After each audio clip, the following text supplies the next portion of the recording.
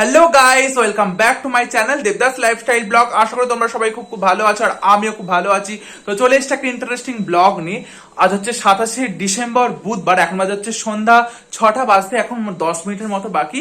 আর আমি full ready হয়ে গেছি। আমি যাচ্ছি হচ্ছে শুধু আমি একা না, সোনা যাচ্ছে, কাকিমা যাচ্ছে, মানে সোনার মা যাচ্ছে আর বউ যাচ্ছে। আমরা 4জন মিলে যাচ্ছি হচ্ছে আমাদের এখানকার ধুলাগড়ের মিলন মেলা। ঠিক আছে, ধুলাগড়ের মিলন মেলা বসেছে। ঠিক আছে, ধুলাগড়ের মিলন মেলা যাচ্ছি দেখতে। ঠিক আছে, তো গাইস চলো, একদম বেশি আর কথা বাড়াবো না, একটা লেট হয়ে গেছে, এবার বেরোবো। ঠিক আছে, তো চলো, যারা চ্যানেল নতুন চ্যানেলটা প্রথমে সাবস্ক্রাইব করো আর পাশে থাকা বেল আইকনটা ক্লিক করো। ব্লগ ভালো লাগে তোমরা অবশ্যই লাইক কমেন্ট শেয়ার করতে একদম ভুলো না। তো গাইস চলো, একদম ধুলাগড়ের মিলন মেলাতে গিয়ে কথা হচ্ছে।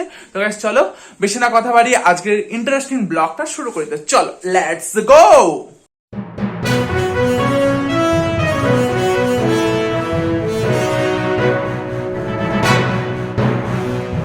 তো গাইজ দেখতেই পাচ্ছ, চলে এসেছি ধুলাগড় মিলন মেলায়। এই হচ্ছে ধুলাগড় মিলন মেলার গেট। এবার আস্তে আস্তে এই ধুলাগড় মিলন মেলা প্রবেশ করব।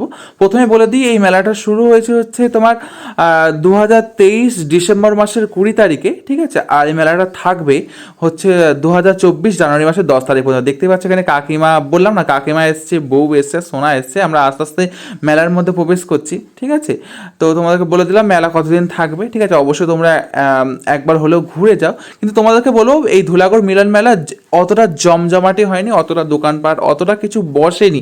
গত বছর এই মিলন মেলা, ধুলাগড়ের মিলন মেলা কিন্তু বেশ একটা জমজমাটি ভাব ছিল, অনেক মানুষ এসেছিল।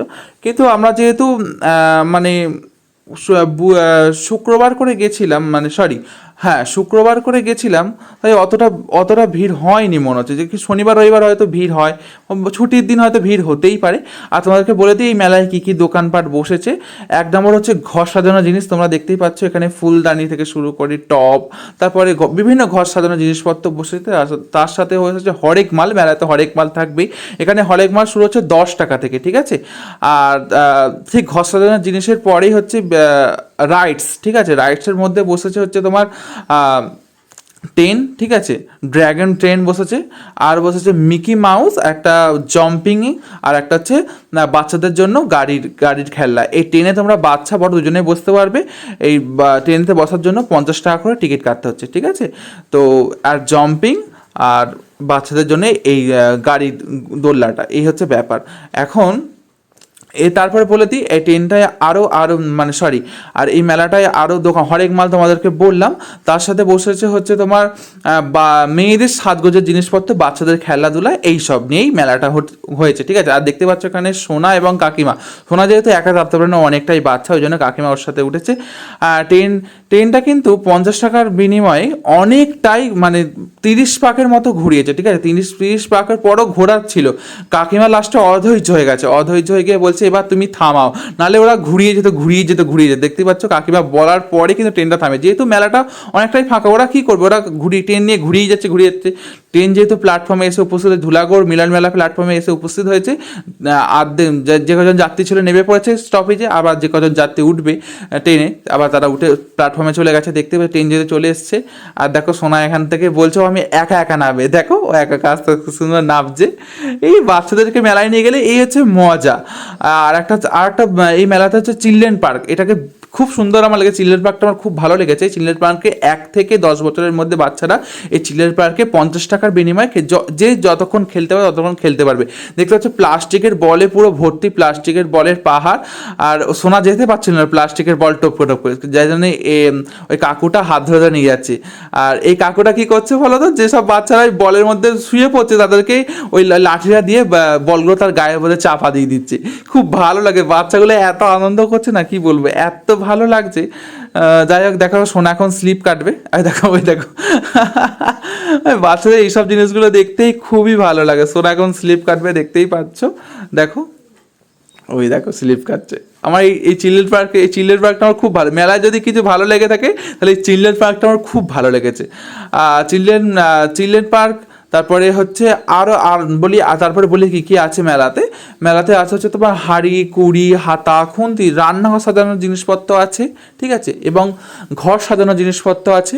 তার সাথে হচ্ছে সংসার যা যা লাগে, ধরো তোমার হচ্ছে কাপ প্লেট হাত, তারপর হচ্ছে চামচ, এই সব জিনিসপত্রের একটা দোকান আছে। তার সাথে আছে হচ্ছে তোমার বাচ্চাদের খেলনা, আর হচ্ছে মেয়েদের সাজগোজের কটা দোকান বসেছে, বাচ্চাদের খেলনার কটা দোকান বসেছে, আর হরেক মাল 10 টাকার কিছু দোকান বসেছে। এই হচ্ছে এই নিয়েই মেলা, ঠিক আছে। আর জিলিপির দোকান তো মেলায় অবশ্যই থাকবে, জিলিপি বাদাম কটকটি, আর একটা রেস্টুরেন্ট আছে, আর একটা ফুচকার দোকান, আর একটা মোমোর দোকান। এই নিয়েই মেলাটা, ধুলাগড় মিলন মেলা। গত বছর এই মিলন মেলা কিন্তু খুব জমজমাটি হয়েছিল, এবছর সেই জমজমাটিটা দেখতে পাইনি, হয়তো কেন কিসের জন্য বুঝতে পারছি না। যাই হোক, আমার মোটামুটি ভালো লেগেছে, খুব একটা ভালো লাগেনি। যে হয়তো মাঠটা পুরোটাই গাইস ফাঁকা, কি হাতে গোনা 2-4 জন লোক। মেলায় না একটু না ভিড় না হলে ঠিক মেলাটা মানায়, তোমরা বলো? মেলায় একটু না ভিড় না হলে মেলাটা ঠিক ভালো লাগে না, 2-4 জন লোক হলে মেলায় ভালো। মেলায় একদম ফাঁকাও ভালো না, এবং মেলায় অনেক লোক হবে, গাদাগাদি সেই দুর্গাপুজোর প্যান্ডেলে ভিড় জমানোর মতো, দেখতে যাওয়ার মতো ছোটোছুটি করবে, ওই অত ভিড়ও ভালো লাগে না। মিডিয়াম একটা ভিড় হবে, তবেই তো মেলা, তাই না? তবে মেলাটা ভালো লাগে। সেই ভিড়টা আমি দেখতে পাইনি, হয়তো আমি অফ টাইমে গেছি বলে হয়তো। যাই হোক, শনিবার রবিবার হয়তো ভিড় হতে পারে, কি জানি না, আবার নাও হতে পারে। শনিবার রবিবার একটু মেলাগুলোতে ভিড় হয়, কারণ কী বলতো, শনিবার রবিবার ছুটির দিন থাকে, শনিবার হাফ ডে থাকে, রবিবার পুরো ফুল ছুটি থাকে, হতে পারে। যাই হোক, মেলাটা আমার খুব একটা ভালো লাগেনি, মিলন মেলা। অনেকেই বলছিল ভালো ভালো ভালো, কিন্তু যেটা নিজের চোখে দেখা সে আমার অতটা ভালো লাগেনি। বারবার ধরে একটাই কথা কেন বলছি বলো তো অতটা ভালো লাগেনি?